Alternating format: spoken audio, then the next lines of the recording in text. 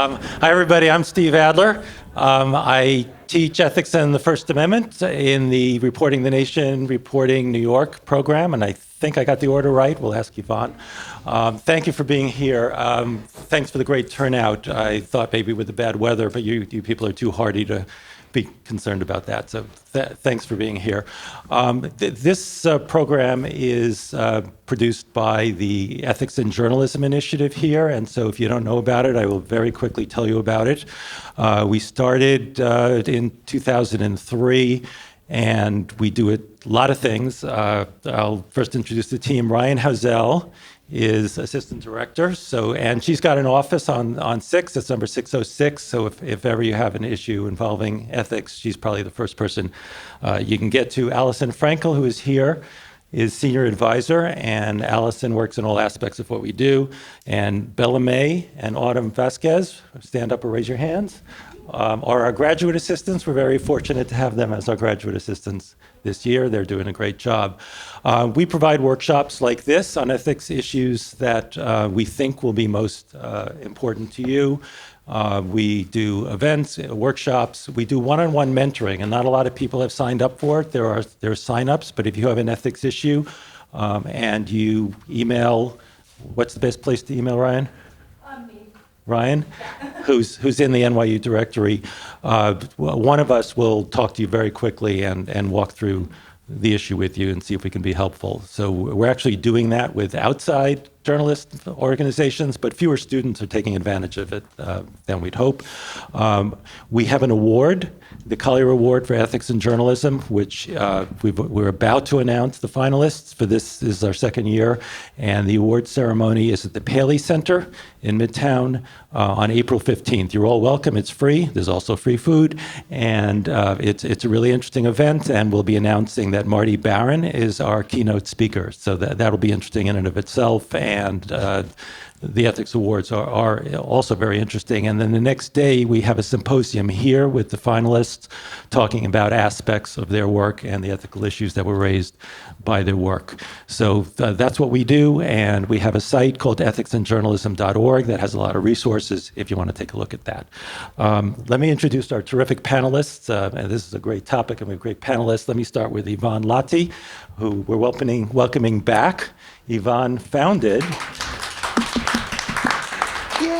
and led and am I doing the order right? Reporting the Nation, Reporting New York? I used to just call it RTNRNY. Okay, well, and anyway, she founded the program and directed it for many years. She's now there's a long title of where she works. She directs, wait for it, the Logan Center for Urban Investigative Reporting at Temple University's Klein College of Media and Communication. She started her career covering cops and crime in New York and Philadelphia, and is currently engaged in a fascinating project that we'll ask you about involving aging women who are serving life sentences. So welcome to Yvonne. Next in order is Beth Schwartzapfel. And we're fortunate to have Beth. She covers prisons and jails and parole, addiction and health, LGBTQ plus issues for the Marshall Project, which, if you don't know it, is a really outstanding not-for-profit that covers focus on the American criminal justice system, has a mission to create and sustain a sense of urgency about criminal justice in America. And she was the reporter and host of the podcast Violation, if you're interested in listening to that. And finally, Graham Raymond. We're delighted to have Graham. He's a reporter and author who covered New York City police and criminal justice for 3 decades, including at the Village Voice, Newsday, New York Newsday, and most recently for the New York Daily News. His 2023 book, Rikers, An Oral History, focuses on the city's largest and certainly most controversial correctional facility, and he's also the author of the NYPD Tapes, a shocking story of cops' cover-ups and courage. So those are our 3 panelists. And I love it when this is interactive, and the more we do workshops and training in local newsrooms, the more we realize that the interaction is really at the heart of what makes these things worthwhile. So I'm at least fine with, if you have a question regarding something that somebody is saying, you can raise your hand and we don't have to wait to the end. And then we also have a question session at the end, if that's all okay with all of you. I'd like to start with Yvonne. So one of the things we talked about when we first met was how so many crime reporters, when they're starting out, have to go to visit the homes of grieving families. And you talked about how you'd had that experience and what you sort of learned from it and how that evolved. I wonder if you could talk about that and provide any advice or guidance to people who are assigned to do that. It's like a really incredibly difficult job, and it literally is the first thing that happens to a lot of reporters when they start newsrooms. You know, you're a general assignment reporter, which means you're supposed to do everything. But a lot of times, if you work in cities like New York or in Philly or Chicago, that means doing a lot of homicide stories. And the way it works in the newsroom is you have to try to get the mother or someone in the family or a friend so that your story gets elevated in the order of how stories are published, right, online. So that is always the goal. So the only way you can do that is you have to go to the house, knock on the door, and ask to speak to the mother. And it's incredibly awkward and difficult and traumatic. And I did it again and again every single day for a lot of years. So it's not politically correct. It's not easy, but it's kind of the job. And, you know, a lot of people are talking now about we shouldn't be doing that, and that's a really interesting conversation. But even as homicides go down in big cities, we're having a lot more mass murders, a lot more school shootings, and everyone in the newsroom is hands on deck when something like that happens. And those stories are always driven by getting someone in the family to talk to you. And it is really, really awkward. Sometimes, they want to, it's like a therapy session for them, but it's very extractive. And you really can't give them of yourself because they're not your family or friends. So it's a really complicated mental thing that, I think I'm still working through, actually. And I started doing that after I left grad school here. So that's how long it's been. Any advice on how to do that interaction? I mean, what would you say, and what's the way to do it in a way that that isn't rude, that isn't too intrusive? Just because, again, I'm feeling their pain as they're listening to you. No, yeah, I'm feeling my pain as I say it. For me, I grew up right near Harlem, clearly a Black woman. My mother is an immigrant and was Dominican, and I grew up in poverty and all that. So in my head of journalism, I kind of thought that was the work I should be doing anyway, be a voice for the voiceless and all that kind of stuff. And so really the way that I tell all my students to approach it is to practice something called radical empathy, and to look at your own life and try to find some place where you can relate to someone who's experiencing loss. Really look at people in their eyes, don't look away, and give a lot of space for people to talk. Don't crowd them, don't shove them with, well, how do you feel? Always express how sorry you are. Take your time, even though the deadlines are really intense. I've been doing these stories and my editor was calling me at the same time, I'm interviewing in this really difficult situation. But really giving people space and honoring the loss, even if it turns out the person who died was involved in drugs or there was whatever or this or that, really honor the loss of the mother, the father, the sister, the brother, whoever you're talking to, and take your time. And also when you leave, really check in with your own mental health. Because that was a really big problem when I was a journalist. It's no one told us about how this could affect us. And people were, drinking or getting into relationships that I would not recommend. You know what I mean, in the newsroom? So really take that time to check in with yourself and make sure you have joy in your life. And know that even though sometimes it feels crappy, you're doing an amazing thing by at least giving the opportunity for someone to speak on the person they love and their loss. And so that somewhere in this story that's going to be a horror show story for them, there'll be something about the light this person brought to their lives. And that's kind of like how I think about it. And I'll let other people answer. Would you encourage them to speak to you? Would you say, I thought you might want to, honor your child by talking about them, or would you just let them decide that on their own? I usually just let them decide on their own. I don't push. But just by being there, I'm pushing, Just like simply being in the room, you're pushing for something. But for me, even at, 23, 24, when I started doing this, I was a really big believer in giving people space and to even process me being there and to think about what that could mean to them. And I would always say I didn't want to talk about the murder. I wanted to talk about the life. And that always makes it, I don't want to know, well, why was he outside at 11 o'clock? And I don't want to know. I want to know about who your son or daughter was. And they usually responded to that. But I think mostly they respond to just not being pushy. And if you do TV news, it's a lot harder. Print is a lot harder to kind of really sit with people. Audio is also easier to sit with people if you know not to put the mic down their throat. So, yeah. Any questions on this topic? Yeah, go ahead. We have microphones, which I think we need to use. Can we have one of our grad students bring it around? Can you raise your hand, please? Thanks. Okay.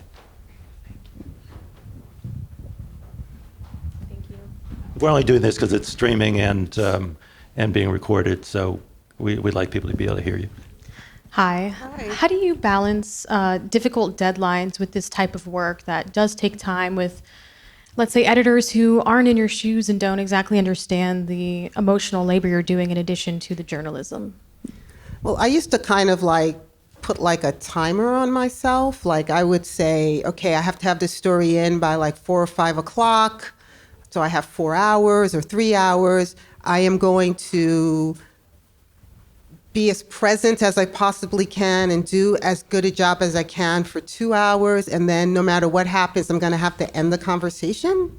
So I just kind of give myself the end, but I always start off with the most open way I can.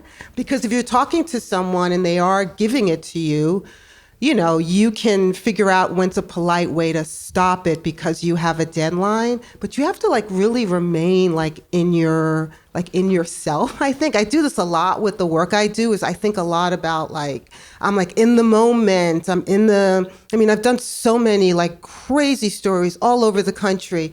And that I really believe in centering and timing myself and not I don't have all day and night to sit, do the Shiva, or the wake with the family. I have a job to do. But you can be really kind and do it. You don't have to be a nasty bitch, honestly. And that is the problem. Too many journalists are nasty bitches,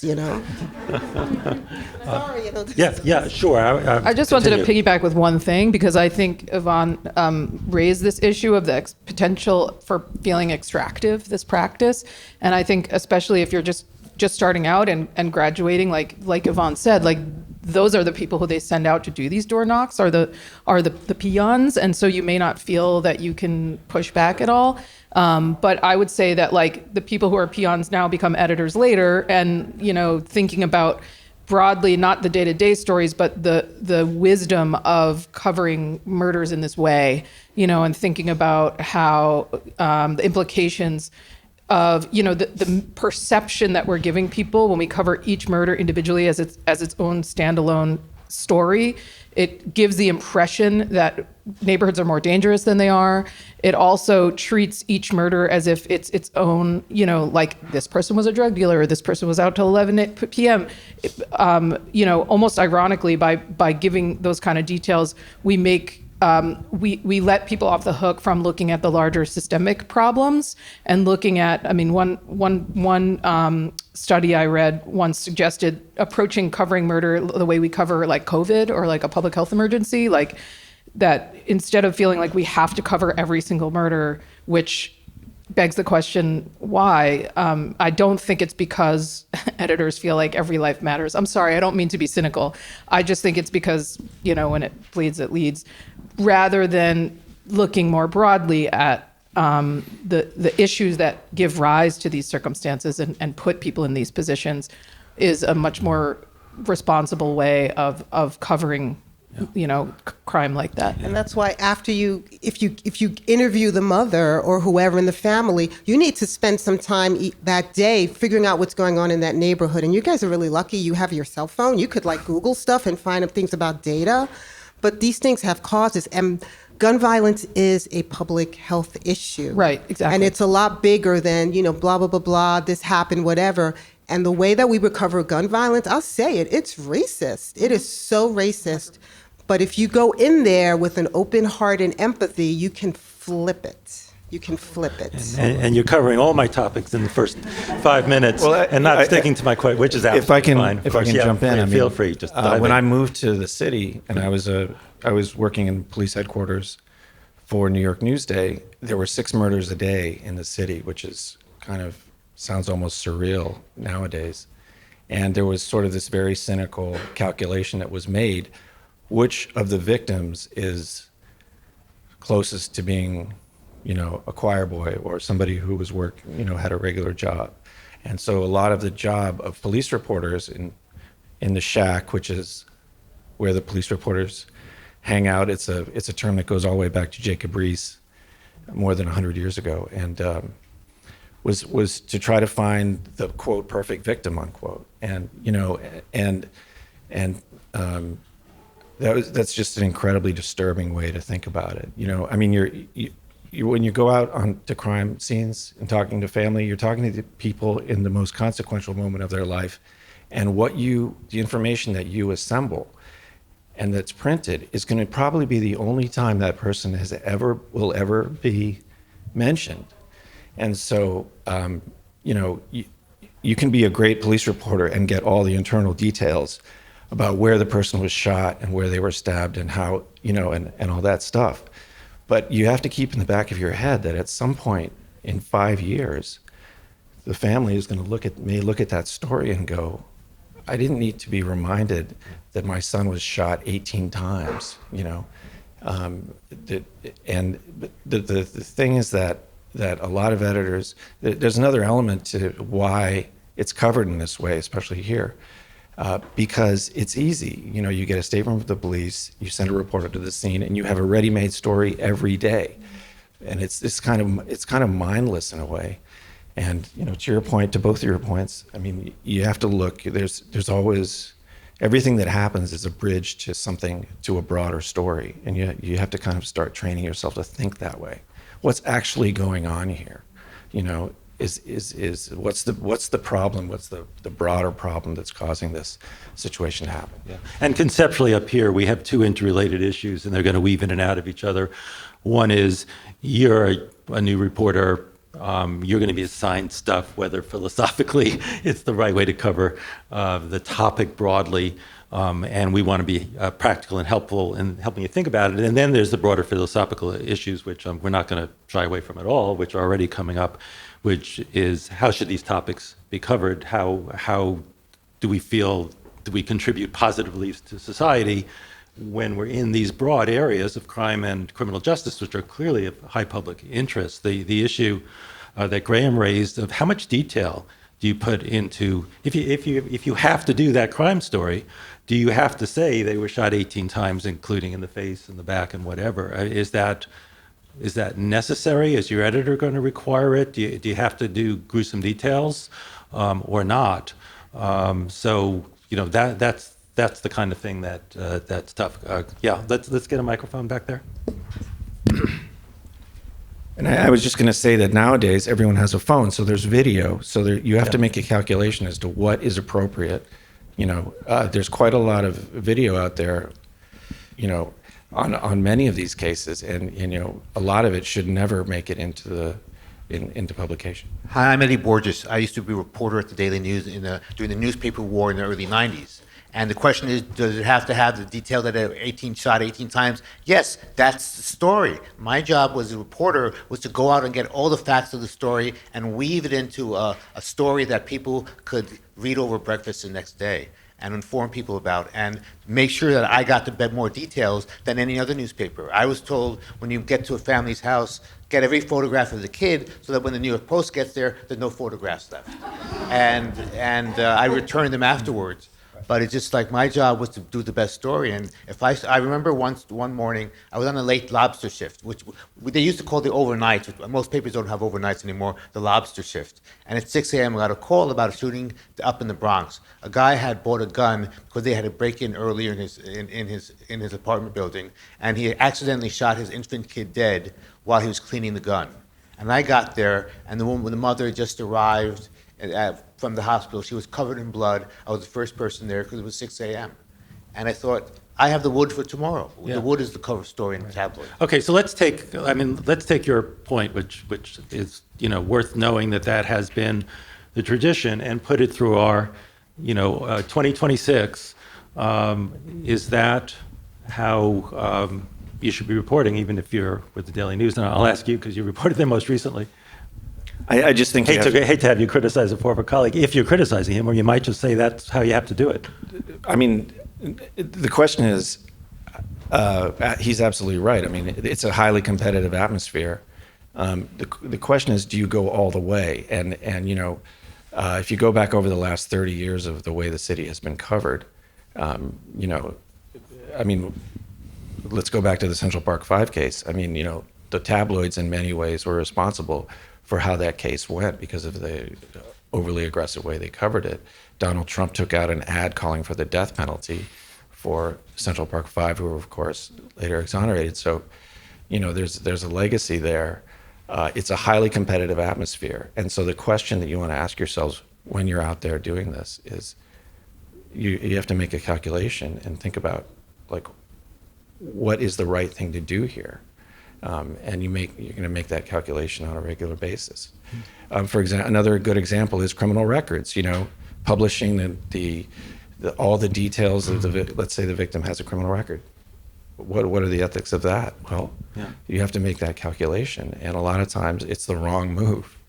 Can you push? I will ask everybody. Can you push back against editors if you're 24 years old and you've just gotten a job at an organization that does want to cover crime? Can you say that's not the way they taught me at NYU to do it? Did they say, well, I don't think it's ethical to use that photo, to use that video, or are you sort of captive of the culture? Now, the cultures are changing. It's not the culture isn't the same as it was 40 years ago at a lot of newsrooms, but it is. I pulled a whole bunch of New York Post crime headlines for one day before we did this panel, and they're the same as they would have been, any number of years ago. But can you push back? And how? I mean, but I always thought of, like, when I was reporting, that there was nobody there but me. So they're not going to know what's going on. I mean, literally, it was like, I think that's like the power of it. And like when I talk about diversity in the newsroom and all that, it's like from different perspectives. It's like, it's really you. So it's what you decide to write. No one knows what you have in your pocket. And I also think newsrooms are changing. I think a new generation is in leadership and will continue to change. And I really do think the change has to come with you guys. I mean, we could talk forever about like the horror stories of the 80s and 90s and the things we did and the front page, but it's not even physical newspapers anymore. It's covered completely differently. And so I think that, you got to be human because you got to live with yourself. Like I thought about that a lot. Sometimes I didn't do the things they told they wanted from me. If I made decisions all the time about how far I was willing to go and who I was centering in stories.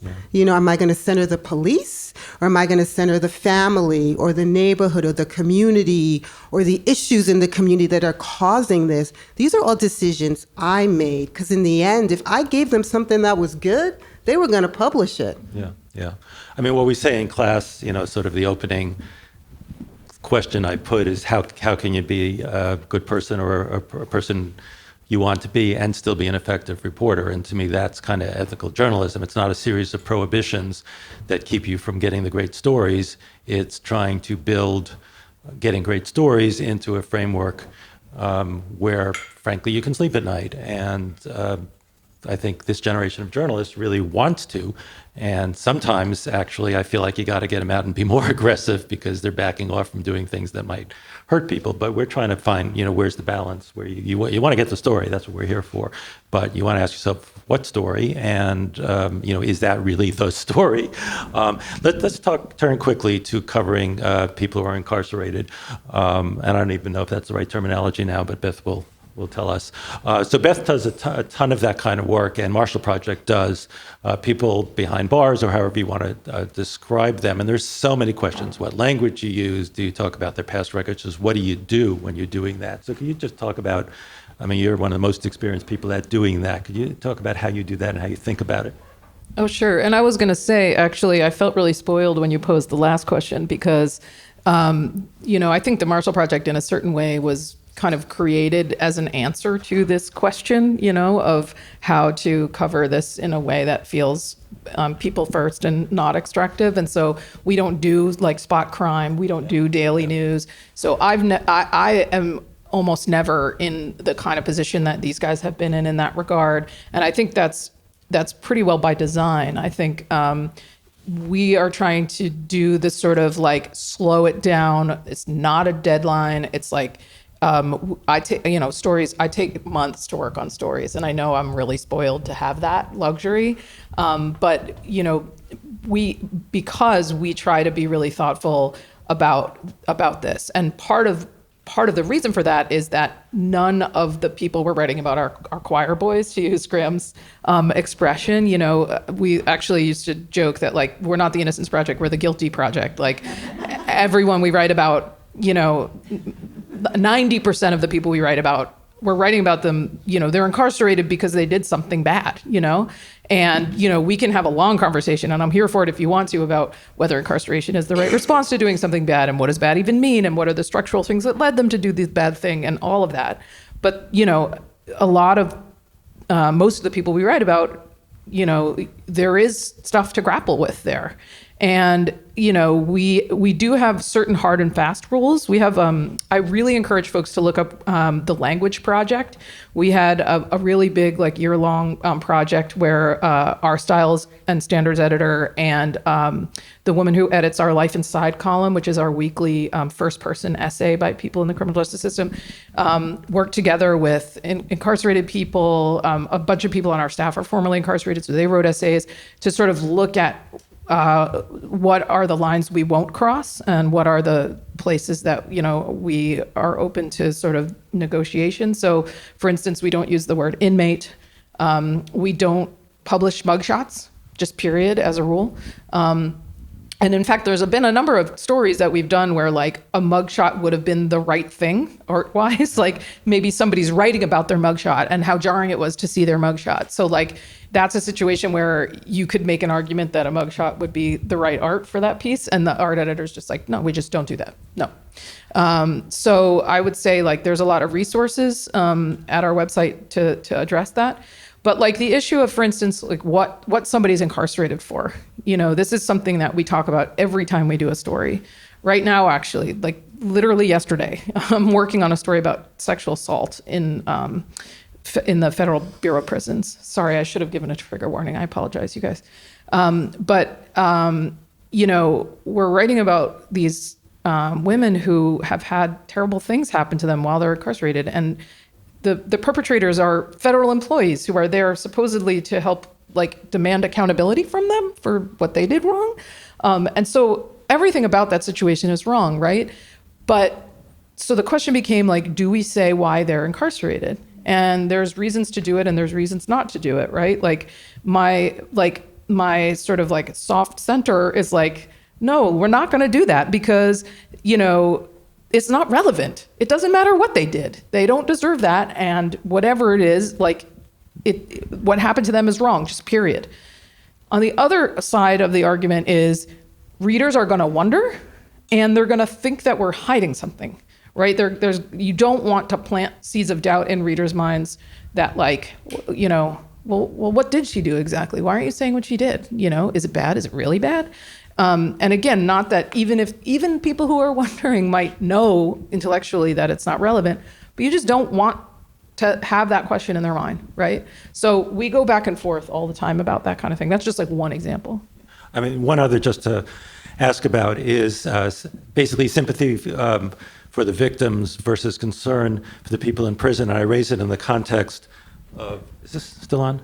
Yeah. I raise it in the context of a lot of criticism of education programs in prison. There was something called the Barred Prison Project and other projects where incarcerated people get college education from very good professors, and there was huge pushback in the state about why are you doing this for inmates, they would say, who have done terrible things. There isn't enough education for the people who are even the victims. So I mean, how do you look at that?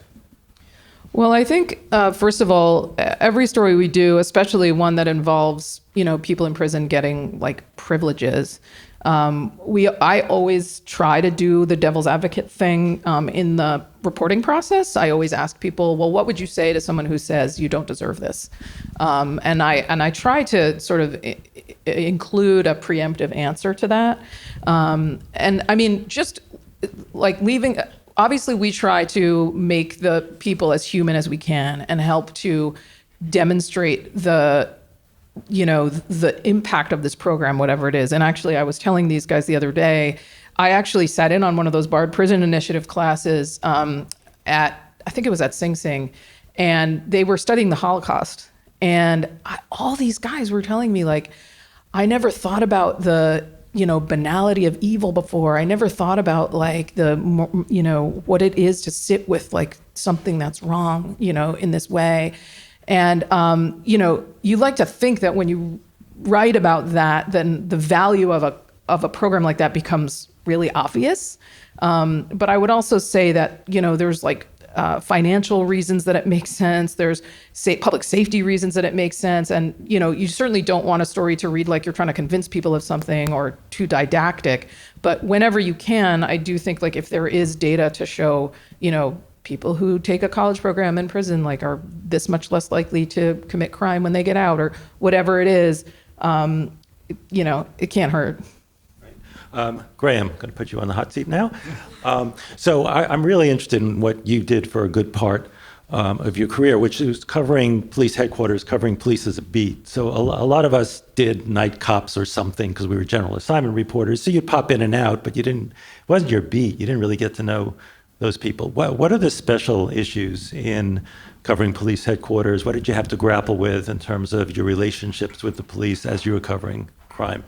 Well, again, the shack, which is it's now just a little office, but when it was created, it was literally a shack across the street from the old police headquarters, which was in what is now Chinatown area.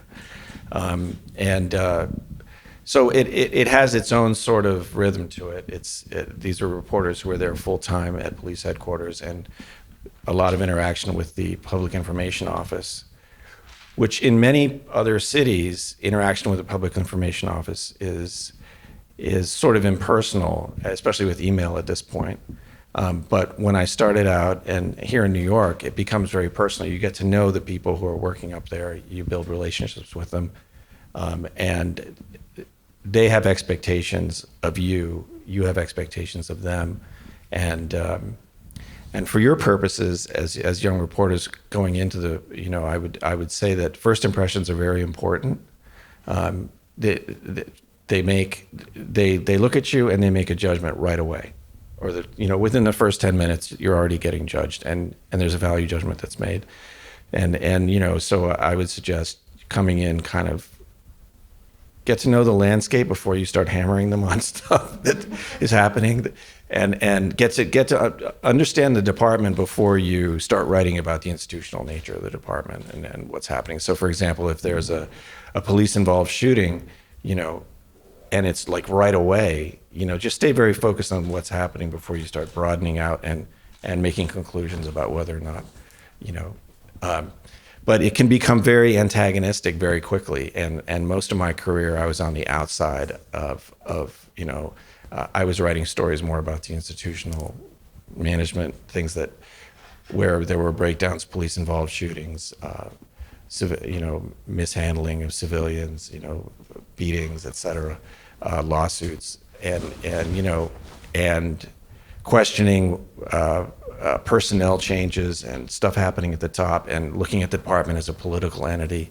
And so these things all earned a lot of, it becomes pretty intense, and you have to be willing to absorb the pushback that you're going to get, and people going around you to your editors, people bad-mouthing you behind your back, so it can be, it can become very, very contentious, and you just have to be able to absorb that and keep moving forward. Understand that that's your job. It's to raise questions about the institution, and be okay with getting that kind of pushback. I mean, it's characteristic of any beat, right? The question of accountability versus access. And I've covered beats, and it's like if you do a negative story about somebody, then they think you're, anti. You could be pro-cop or anti-cop. I covered the county commission. I was pro one commissioner, anti another commissioner. And there's a lot of good things about beat reporting, but there's a lot of downsides, which is, you can often get too close to your subject. How did you manage that? Yeah, you could certainly, access is very important. Access, the name of the victim. The name of the victim in a given crime starts off the entire thing, the entire chain. So if you have somebody who's willing to give you the name of the victim, that means you can call your editor and say, I got the name. They can send a reporter to the scene, et cetera, et cetera. So that can be very, kind of intoxicating to have that kind of access. But it comes with a trade-off, and it can be cut off right away. So you don't want to. So there's a balancing act that you have to perform in order to do that. And but there are some reporters who jump into the access thing 100%, and that's who they are. They're in it to get those details, and they're not so worried about covering the department as an institution. And then there are other reporters who go the other way, who are, covering the department more as an institution and less trying to get like insider details that are going to make a crime story better. Anybody else have an observation on kind of beat reporting in this area and the risks of access? No? Okay. Any questions on that? Yeah. Let's get a mic. Hi, I just kind of wanted to follow up on something you brought up. For example, one of my students who took my TV reporting class, Felicia Ashley, is the reason why we know who Breonna Taylor is. And there was a press release that went out. It was like one sentence. There was a police-involved shooting. One woman is dead. Like no further information. And she ended up, digging in, finding out about the no-knock warrant, and, got a lot of interviews with the family about what happened, and that's why we know who she is. My question is, what types of advice can you offer to these students to get past the press release and the police speak to really find out, like, what is the real story here and, reveal something important?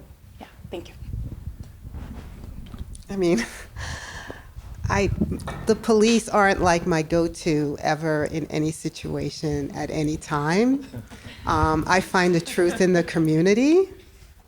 I think talking to people in the community, getting a real lay of the land of what's going on is way more important than getting some press release, usually with the person's name spelt wrong. The age is wrong. That, you have in your pocket, but the real reporting, guys, it's on the streets. It's with the people. It's with the community. It's finding whatever you need to pull out of yourself to be able to connect to another human being, whether they're friends of the victim or just someone who's just lives in the neighborhood and can tell you, well, you know what's going on, Yvonne? This is what's going on. You want to know the real story, Yvonne? This is the real story. The police, no. When I worked in the Philly police station, which we call the Roundhouse, oof. I mean, it was really like basically like a men's club. They weren't sourcing me up or giving, and even if they did tell you anything, you were like, really?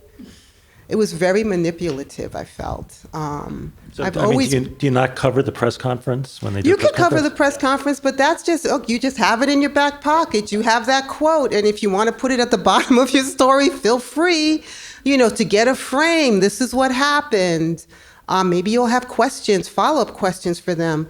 But for me, I never in my entire career ever relied on the police as like my only source for police shooting. We had briefs of like, a man was killed, blah, blah, blah, but that's not the work I did. I didn't write those things, so it was really irrelevant to me. And I'm telling you, in 2026, guys, it's the community. It's usually if you want to be reading your stories, to be clicking, to be feeling good about your publication, you need them. You're a team. You're like a team, That's how I've always seen it. I care about them.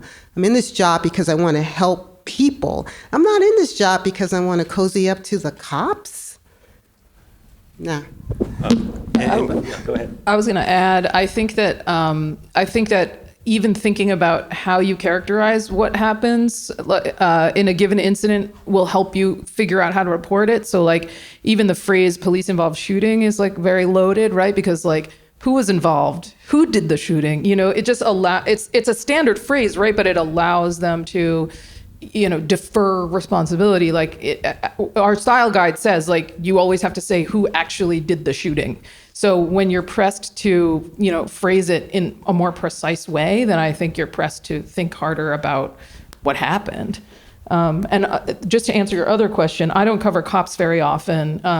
It's funny, I think Graham's comment about first impressions are true because shockingly, like cops don't really talk to me. You may be really surprised to hear that. But covering prisons, I will say, having sources who will always give you information on background is really, really helpful. Like I have a lot of sources who would never, ever allow me to name them in a story, but they hate what the prison system is doing and they want me to know. So like we'll have signal chats or we'll like text all the time and they'll be like, oh, did you see this?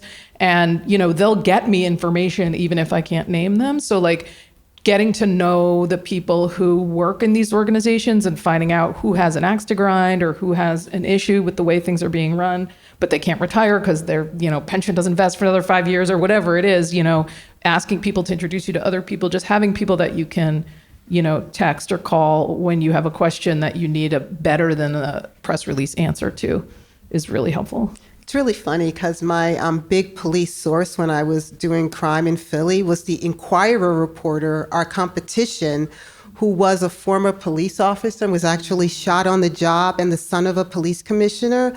That man loved me. He would tell me, he would get the stuff and he would just give it to me. I'd be like, oh my God, thank you. In exchange for me, when we were in the community, for me helping him talk to basically Black and brown people. And I was like, it's a deal. Okay, anything else on this, questions on this topic? So just back to, I think we covered incarcerated person. So is that the only term that's permitted, or what other words would you use? I mean, we just try to use person first language. So we just try to say people, and then if it's relevant that they're incarcerated, obviously we'll say incarcerated people, but we just try as much as we can to like use the same kind of normal language we would about anybody else. I have something to add to this. Another thing that was very common and hung around for a long time was the words, and you saw these in stories, the word goon, the word thug, those words. Felon, perp, early in my career, skell, which is mope. All these words are racist words, and by and large, they've been excised even from the tabloids. But you will notice the word brute a lot. For some reason now this word brute, which nobody uses in conversation or at all, is suddenly become very commonly used at least in the New York Post and the Daily News.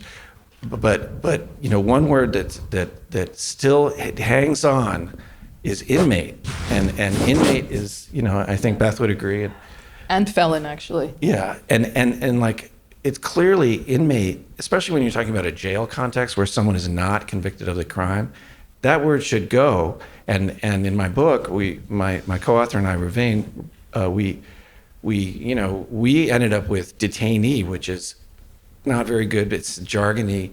I mean, and at the Daily News, I tried to get them to stop using the word inmate. And I conducted this sort of one-person campaign to try to get them to stop it. And, they kind of grudgingly agreed. I was laughed at first, and then they kind of grudgingly agreed. And then I've noticed since I've left the paper in the last 2 months that it's kind of creeping back in. So it's like it's like hanging on. They needed you, yeah. Well, it's just that there's like this. It's like any sort of institution. It has an inertia to it, and that you have to, it takes a bit to resist it, And in fairness, I mean, journalism is a craft of clarity, right? We are trying to convey information. So you also don't want to write yourself into a word pretzel because you're trying so hard to avoid a single word. So I think I don't want to act like I don't understand why a word like inmate is convenient. If you're trying to just convey information in as efficient a way as possible, I think it's just I think it's just important, and I applaud your campaign. Thank you. To just be mindful of what you convey with that, and you'd be surprised how often, because the phrase incarcerated person is clunky, and so you go through a draft and you look for ways to cut it, and you'd be surprised how many times just the word person works just as well. Yeah, a man behind bars, a person behind, something like that. Yeah. Just stick closely to what the term you used was just making it personal. Human person first. Person first, right? Yeah. So just for your own planning, we're going to keep having this conversation for 10 to 15 minutes. Then we're going to open it up to Q&A, and then you're off. So do you presume innocence of somebody who's been accused of a crime always, sometimes, and how do you signal that in a story? I'd love to ask all of you that question.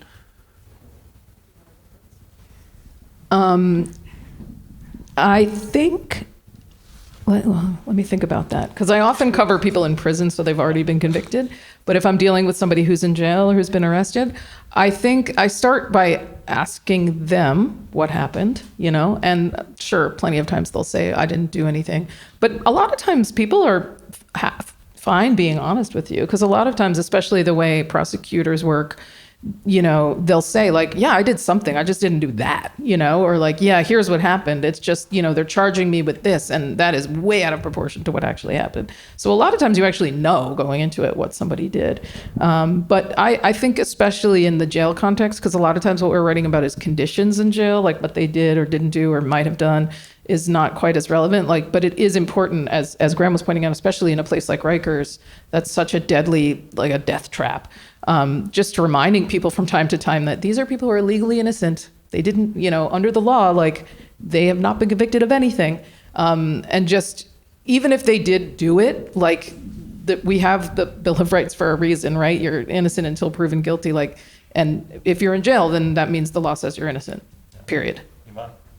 Well, I think it's just in the language. It's this person has been charged. This person has been arrested. They've been charged with X, Y, and Z. I just think you just stick to the facts. You don't sensationalize it. It's if a person's arrested for something, you just keep to the truth and the facts. Now, those are the safest place to be, I think, when you're covering crime. Do people know that the word charge doesn't means you're not necessarily I don't guilty? know. Some people know and some people don't, but it's not our job to teach them. We're not going to have charged means. So it's you just, this is how the style of the publication, what they call it, a person is charged, they have been arrested. Your chances of interviewing them would be very slim to none. And if you did, they're going to say they didn't do it. Yeah. So usually it's when you write stuff like that, the stories are more focused on the victims. And then when you can pick up on the person who was charged would be if you go to their preliminary hearing or something and you hear more about the case and you get to see them and how they react to it, and maybe their family's there and they want to talk to you and say he's been framed, but that's a whole other thing for me. I'm a big believer in just sticking to the facts and not sensationalizing it, and just say the truth. The truth will set you free in journalism. It really will. Anything to add, Graham, to that, or are you on board? I completely agree. Stay close to what the story is, Okay. and avoid the labels. I mean, Okay, so just one more topic that we've glanced at, but we haven't done in depth. Unfortunately, given the society we live in, many of you will end up covering mass shootings or significant gun violence. A lot of my students over the years ultimately have, one way or another, been exposed to that kind of reporting. And I know this is a specialty area of yours, Yvonne, and you've done work in Philadelphia. Can you talk a bit about everything about it, but how much you focus on the shooter, or you worry about copycats? How do you place it in context? How much you focus on the victims? How do you cover that topic? I mean, the mass murders I've covered, or, when I covered 9/11 and stuff like that, I focus on, like, the victims. I mean, I really do. I don't really focus on the shooters. And I think now especially you really shouldn't. You should really focus on the victims and kind of what happened, the what happened part of it. How did this happen?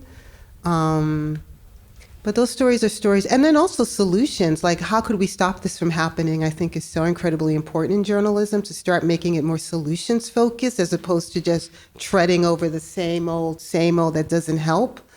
More like action items.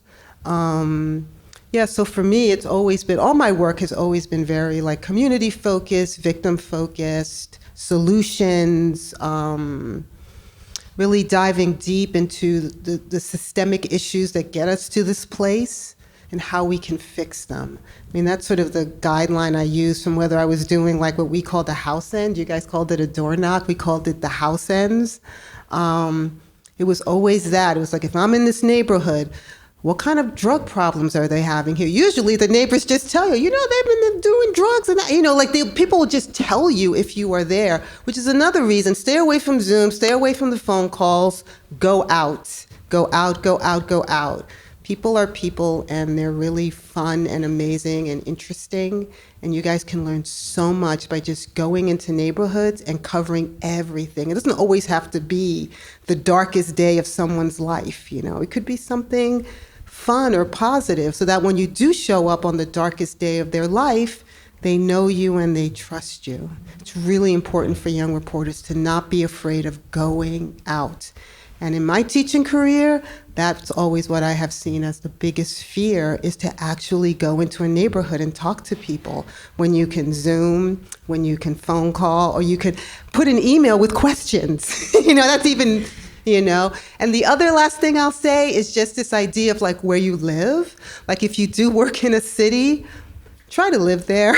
You know what I mean? Try to be someone who votes for the mayor. Try to be someone who votes for city council, who when the trash isn't picked up, it affects you.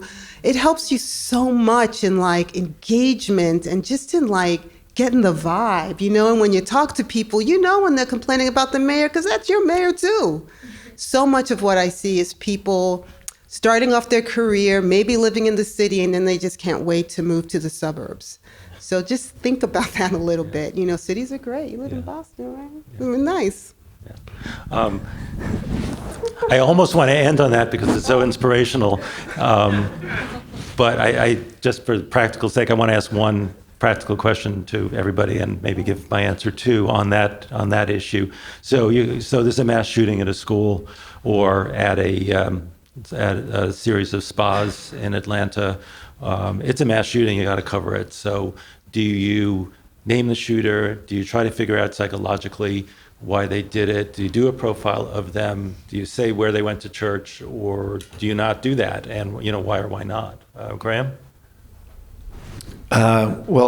Interestingly, in Canada and the United Kingdom, you legally could not name the shooter because they are under criminal investigation. And here, there are no rules like that. They have laws in those countries that prevent investigative details from coming out, which would be completely change the landscape here.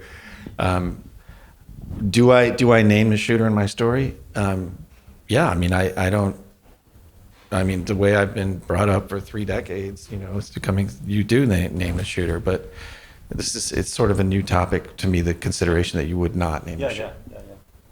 Beth? I have never You've covered never a done mass it, shooting. yeah. I'm sorry. Yeah, Well, I would name the shooter. yeah, you would. I just wouldn't do this whole thing about like, oh, profile, he was a loner and he was Yeah. a this and he was a that and his mother didn't like him and, romantic, he played video games and I mean, and the games he played so that, ooh, I want to be a mass murderer. I mean, I wouldn't Yeah, get into okay. that whole cult of personality, Yeah. but you name him and then you go back to the people that have been impacted and what that means and, that's your focus, not what video games he played that turned him, Yeah, I think most newsrooms would want to see a profile of the mass shooter. I don't know. Alexis is nodding.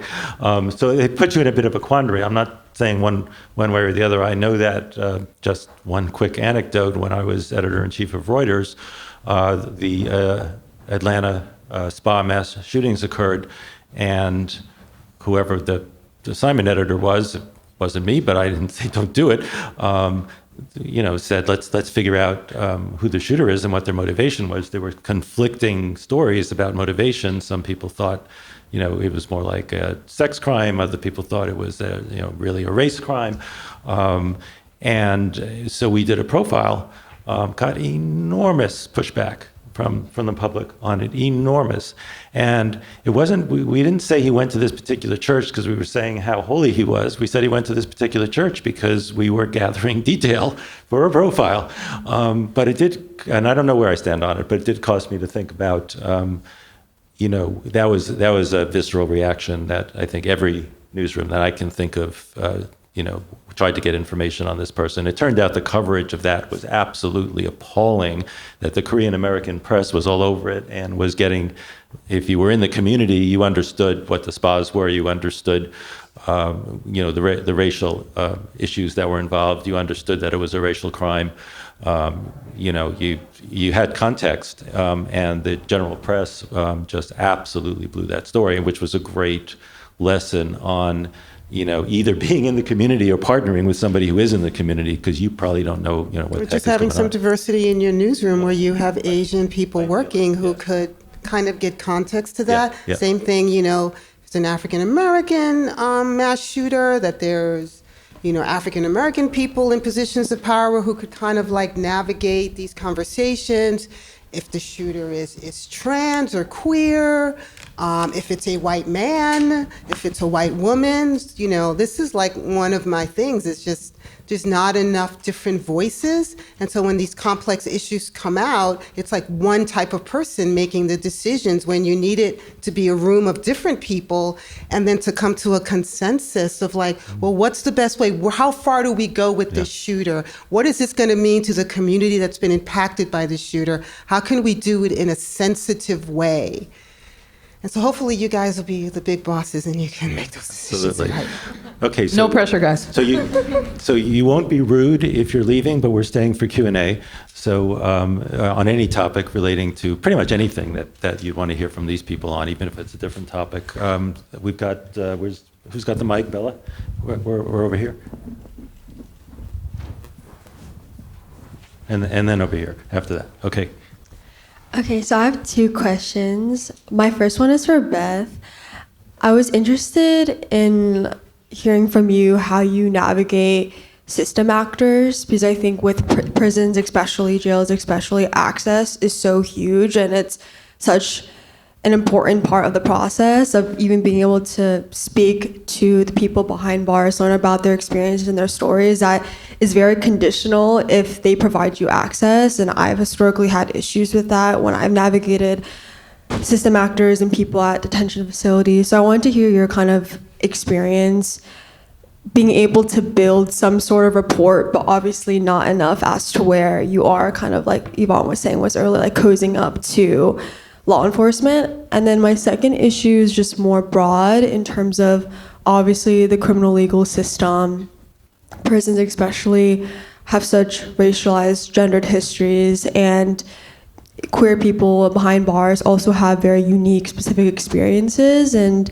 I was wondering how you make sure to have that context to make sure to account for multiple forms of overlapping marginalization. Because I think the Atlanta spa shootings, for example, remind me of how that wasn't just a racial crime, that was gendered. It was heavily impacted by both the intersection of race and gender for Asian women, especially Southeast Asian women. So I want to just kind of hear general thoughts, but thank you. Sure. I'll tackle them one at a time. I'll try. So I think to answer your first question, yes, if you want a formal sit-down media interview, then you need the prison or the jail to arrange that, and you need their permission. And my experience varies a lot. Some states, it's pretty routine. They have journalists come in and interview people all the time, and you just fill out a form and they set it up for you, and it's no big deal. Other places, like Texas, believe it or not, you're not allowed to talk reporters are not allowed to talk on the phone with people in Texas prisons. If they find out you're talking on the phone, you lose your press credentials. But in exchange, they make it really easy to go in and interview people in person. Every state has its own weird quirks. The Bureau of Prisons makes it nearly impossible to interview people in person. Every time I've applied, and I've applied a lot of times, they say that to set up an interview would disrupt the orderly functioning of the facility. And I'm like, yeah, I could picture that. I'd be really disruptive, guys. I get it. But the truth is that you don't need to go the formal route.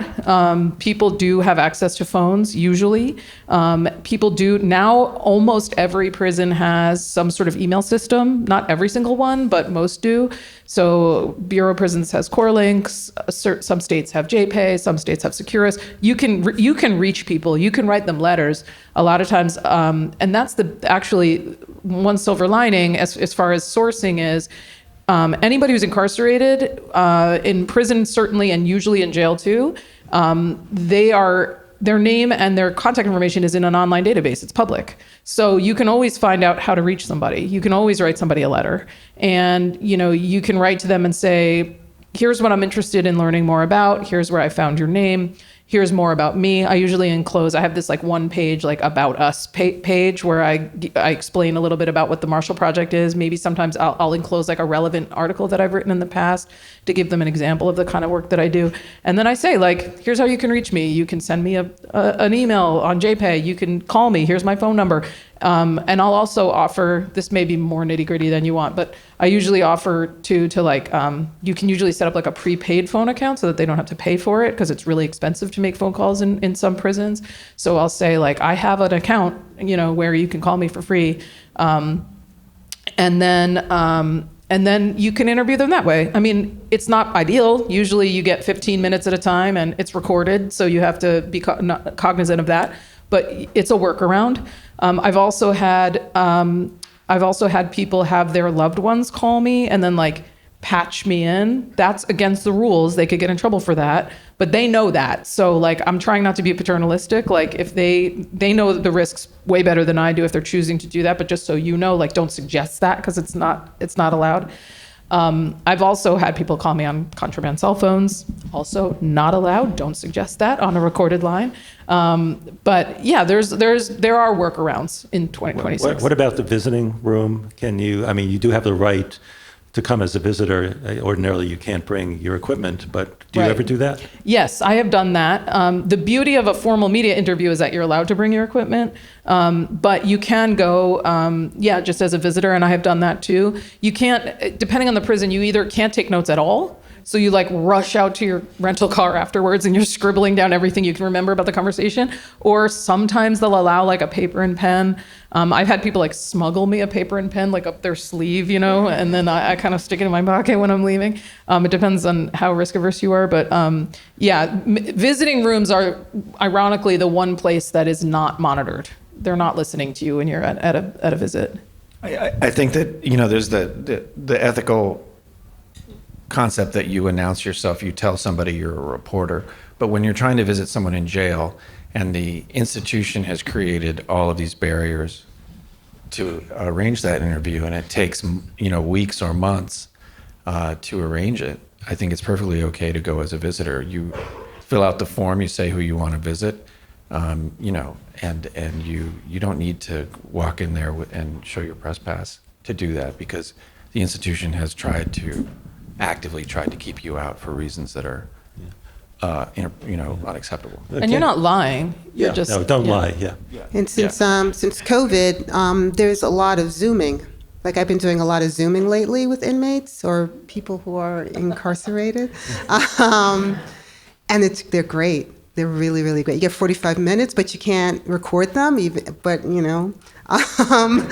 can't Who use knows their what image. you're doing on your end. You can't use their image, but I know for the project we're working on, it's been super helpful to just like Zoom with them, and like that's all the initial conversations was via Zoom.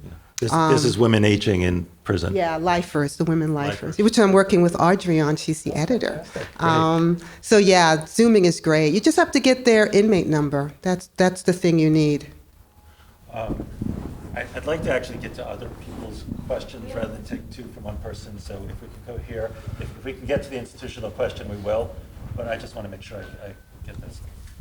Hi, I was wondering if you have experience reporting in communities for whatever reason they do really strongly support the criminal justice system as it is, like perhaps they have high crime and they do think a police presence will help, or communities that are built around prisons where they think correctional officers really are the victims of the situation, and how you sort of like, if you feel that what they're saying is sort of like empirically false, if like their ideas of what will help, has been proven not to help, like do you include those opinions? Do you like try to sort of like preempt them in some way? I mean, I could actually, when I started working at Temple after I left NYU, the first project I worked on was a podcast called Stop and Frisk, Revisit or Resist.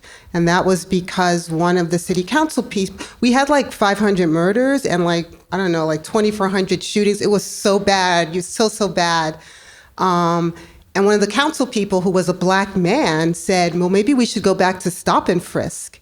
And so that became a part of the mayoral debate because they were going to have a new mayor. And so the project, which I worked with WHYY, was really just sort of looking at that. And pretty much like every black person I talked to, or everybody wanted it back. And we went to a community meeting where was all these black people in South Philadelphia, and we talked to them, and like pretty much all of them had somebody murdered or shot, and they were like, we need help, we can't do this anymore. And so it was really, really complicated, because in my head, I was like, stop and frisk sucks, it's bad, it's a horrible thing, but it was like these people who were the victims and the co-victims and survivors of gun violence, they were desperate. And so as a journalist, you say their truth. And you say, all the issues around stop and frisk, the history of it, how it's been racist. But then you also say, these people that are like in these neighborhoods where there's shootings every night, they feel it might be the only thing. They want the police. And it kind of goes against everything, like after George Floyd, and you would think, but our job isn't to like say, well, I'm going to convince you that this is going to harm you. It's like, I thought it was such a fascinating project because so many black people, black men in their 60s who experienced horrible stop and frisk were saying, nothing is working. And I'll say too, and sorry, I don't mean to preempt you, that I think that people knowing how widespread the support is helps for us to understand the issue in a more complex and complete way. So like one thing that comes to mind is I've done some reporting, not as much as Graham, on Rikers. And one of the things that I learned in doing that was that the officers there really were upset that they no longer had access to solitary confinement. It was part of the Nunez settlement that they couldn't put people in solitary confinement anymore. And in my mind, that was an unmitigated good. Like, who's going to argue that solitary confinement is a good thing, right? Well, these COs were saying, well, look, if I can't threaten them with that, then I can't control people and I feel less safe. And, I can feel any kind of way about solitary confinement that, it's, all the harms of it are quite well known. But I think it's important for people to know that the COs feel that way, right? Because that's part of the equation. If we're trying to figure out an alternative, we got to know what the COs are worried about, because they're the ones who are doing the work every day, even if we disagree with them about it. Yeah, I would just say briefly that, this may be like a really obvious thing to say, but you can't look at the law enforcement agencies as monolithic institutions. There's a lot of different opinions about how to do things.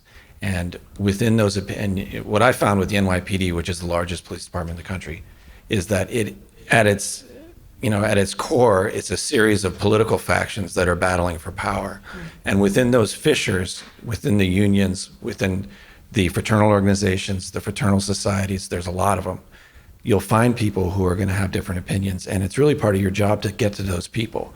You can't just sit from the outside and go, oh, I know exactly what they're doing. You've got to find where the avenues of disagreement are, those people become incredible sources, and they're very, they'll stick with you for a long time. So it's really valuable. I mean, when I was in J school, they said get a board of directors. In other words, people who are experts in various fields that you're going to be covering. And for me, it's always been cops and people in corrections. Other questions?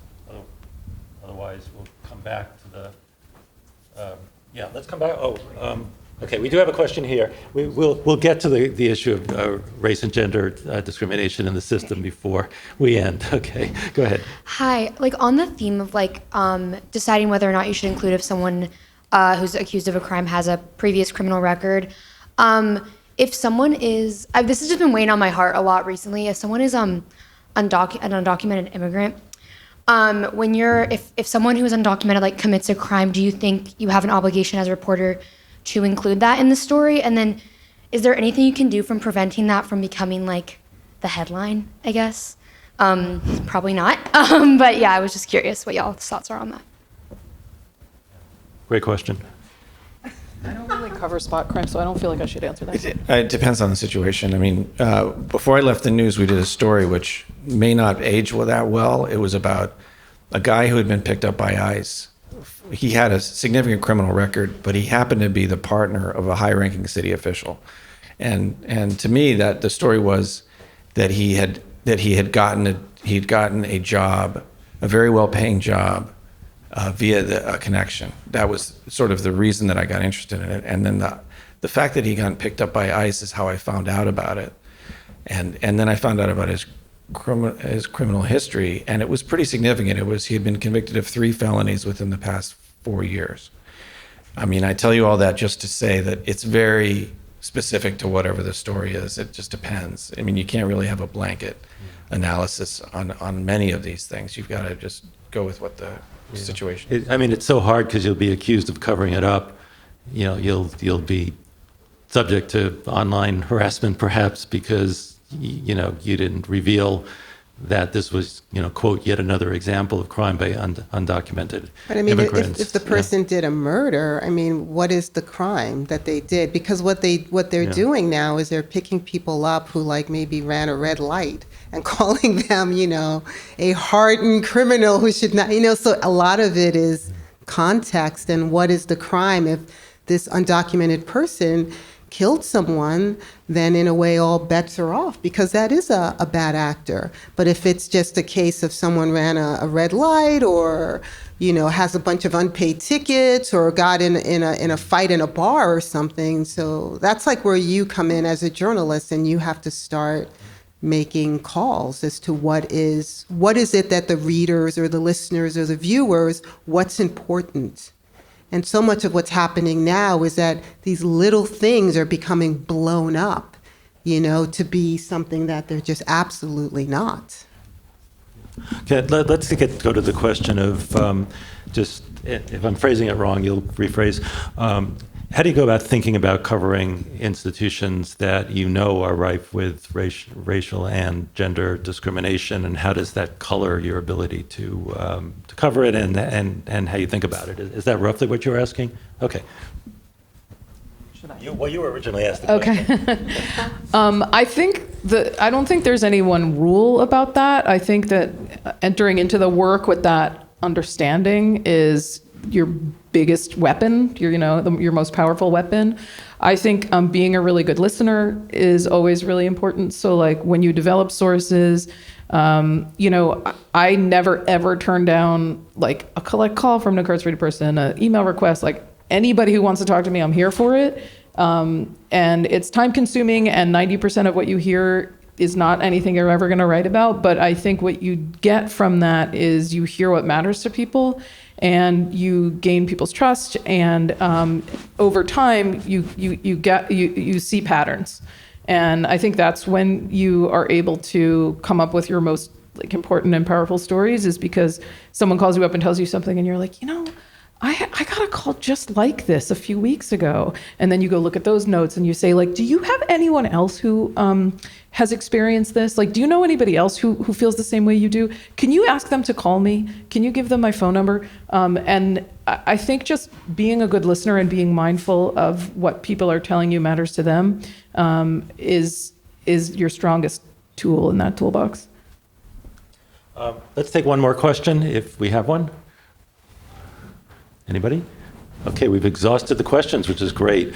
Listen, I want to thank you all. I want to thank Yvonne, Beth, and Graham. This was such an illuminating panel. I learned so much, and it was a combination of practical advice and kind of philosophy of journalism I think will stand everybody in incredibly good stead. So thank you so much.